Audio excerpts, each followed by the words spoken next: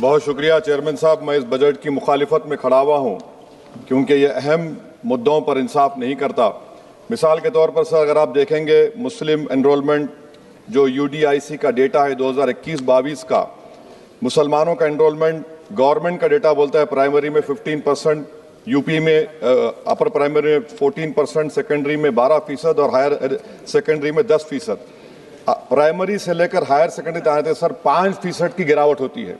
वही सरकार का AISHE का डेटा है 2020-21 का, 2016-17 में मुसलमान 4.87 थे एजुकेशन में, 19-20 में बढ़कर 5.45 हुए और 2021 आते आते सर वो 4.64% हो गया। यानी जहां पर मुसलमान 2019-20 में 19,21,000 पे आगे, यानी 1,79,000 की गिरावट आई। ये क्यों हुआ सर? ये इसलिए हुआ क्योंकि ये मोदी सरकार तासुब और तंग नजरी के मज़ाहिर करती है। इसी वजह से मुसलमानों अक़लियतों में ड्रॉप आउट रेट ज़्यादा है, लो एनरोलमेंट है और वो हायर एजुकेशन तालीम को मुकम्मल नहीं कर सकते। सर 3 स्कॉलरशिप स्कीमें हैं, 5 साल से cabinet committee of economic affairs in स्कीमों की मंजूरी नहीं दे रही है सर, 5 साल से। ये आपकी तासुब और नफरत नहीं है तो क्या है बताइए आप? बजट तो पास हो रहा है ऐवान में, 5 साल से आप पैसे नहीं दे रहे हैं। क्यों? क्योंकि cabinet committee of economic affairs इसको मंजूरी नहीं देती है। और मैं बताना चाह रहा हूं, आप विकसित भारत बनाना चाहते हैं, मैं तायद करता हूं, मगर क्या आप 14% आबादी को नहीं पढ़ाकर, उनको एलिनेट कर कर आप विकसित भारत बना पाएंगे? विकसित भारत उसी वक्त बनेगा सर जब मुसलमान समाजी, इक्तिसादी, तालीमी और माशी तौर पर ताकतवर होंगे। मगर अफसोस के साथ कहना पड़ा, सच्चाई है कि सरकार नहीं चाहती ये हो। सर मैं हुकूमत से पूछना चाह रहा हूं कि यूनिट कॉस्ट स्कॉलरशिप का 2007 और 8 से रिवाइज नहीं हुआ क्योंकि जो तालीम का कॉस्ट है उससे मैच नहीं कर रहा है। आप 3 स्कॉलरशिप को डिमांड ड्रिवन नहीं कर रहे हैं। 11 साल से आप 10 स्कॉलरशिप नहीं बढ़ाए, वही नंबर ला के रख दिए। मैं डिमांड ड्रिवन करने का मुतालबा करता हूं। सर प्री मैट्रिक स्कॉलरशिप को क्यों 9th और 10th से शुरू किया था?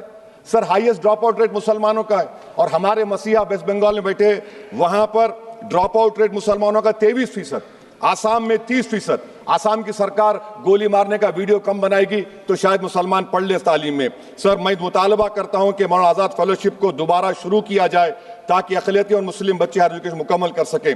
पेरेंटल इनकम आप इजाफा क्यों नहीं कर रहे सर? 1 लाख रुपये, 1.5 लाख रुपये क्या स्कॉलरशिप मिलेगी सर बताइए आप?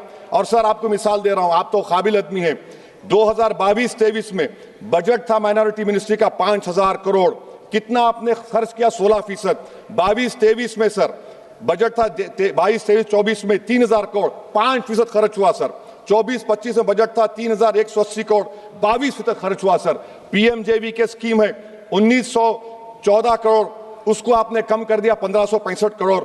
तो मैं सरकार से मुतालबा करता हूं कि मिनिस्ट्री ऑफ माइनॉरिटी के बजट का 10,000 करोड़ कम से कम होना चाहिए। तासुबियत को खत्म करिए आपकी स्कीम में। सर दूसरी बात, इनकम टैक्स के बेनिफिट मिलती थी हमारे फौज के सिपाहियों को जो विकलांग थे, आपने इनकम टैक्स बेनिफिट छीन लिया उन लोगों को।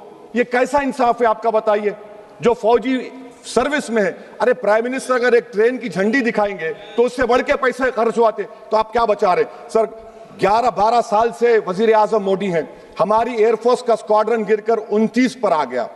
12 साल से आप प्रधानमंत्री हैं, हम एक मिड एयर रिफ्यूलर एवैक्स को नहीं बढ़ा सक रहे। पाकिस्तान के पास हमें ज्यादा एवैक्स है और ऑपरेशन सिंदूर में हमने देखा कि कितनी तकलीफ हुई। सबमरीन का शॉर्टेज है, आपको फिक्र नहीं है सर।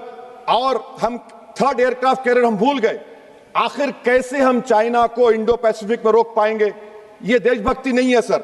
हमारी फौज में कमी है। क्या ये मुल्क इतना कमजोर हो गया कि हम अपनी फौज में बच्चों को भर्ती नहीं करा सकते? अग्निपथ स्कीम का रिव्यू होना चाहिए। इस ऐवान में चाइना बॉर्डर पर एक बहस होनी चाहिए। सर आप आ जाइए US ट्रेड डील पर, जो ट्रंप ने एग्जीक्यूटिव ऑर्डर 6 फरवरी का निकाला, सेक्शन 4 कोट कर रहा हूं, डायरेक्टली इनडायरेक्टली अगर हम रशिया का ऑयल लेंगे तो 25% लगा देगा।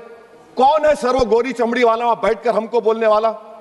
किस हमने इस मुल्क को आजाद इसलिए करवाया था कि वहां बैठकर बोलेगा मैं जिससे चाह तेल खरीदूंगा। तुम होते कौन हो? तुम मेरे माई बाप हो क्या?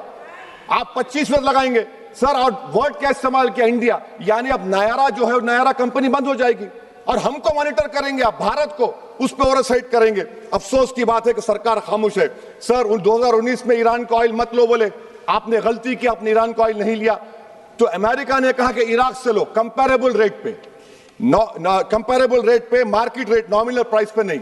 आज यूएस कह रहा है कि मोनोपोली रेट पे लो। कहां है सर? हम क्यों कर रहे हैं? क्यों इतना गिर रहे हैं इस गोरी चमड़ी वाले के सामने? आखिर हमारी हमियत कहां है सर? और एक बात बता रहा हूं सर, ये यूएस ट्रेड डील से European 2 minute sir, European union की ट्रीटी से हमारा पीएलआई का पूरा असर पड़ेगा, क्योंकि आपने टैरिफ गिरा दिया। आपने टैरिफ गिरा दिया मेडिकल डिवाइसेस पर, आपने टैरिफ गिरा दिया सोफिस्टिकेटेड मशीनरी पर, तो यूएस इंडस्ट्रियल गुड्स आएंगे, तो डी-इंडस्ट्रियलाइजेशन का खतरा है इस मुल्क में। Sir, you are we signing a free trade agreement और a force purchase order?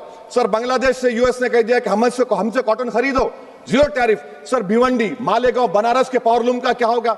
70% raw cotton हम देते हैं बांग्लादेश को। सर, एमएचए का बजट 5.7 बढ़ गया, डिफेंस का 15.99। मैं सरकार से मुतालबा करता हूं कि वेनेजुएला में जो हुआ, आप एक ऑपरेशन इंसाफ करिए। ऑपरेशन इंसाफ के तहत हाफिज सईद, मसूद अजहर, लखवी को घुस के लाइए भारत में, तभी इंसाफ होगा सर। जब तक खत्म कर रहा हूं सर, हम कुलभूषण यादव को भूल गए। वो कुलभूषण यादव जिसको आईसीजे में रुकाया, आखिर हम कब लेके आएंगे कुलभूषण यादव को?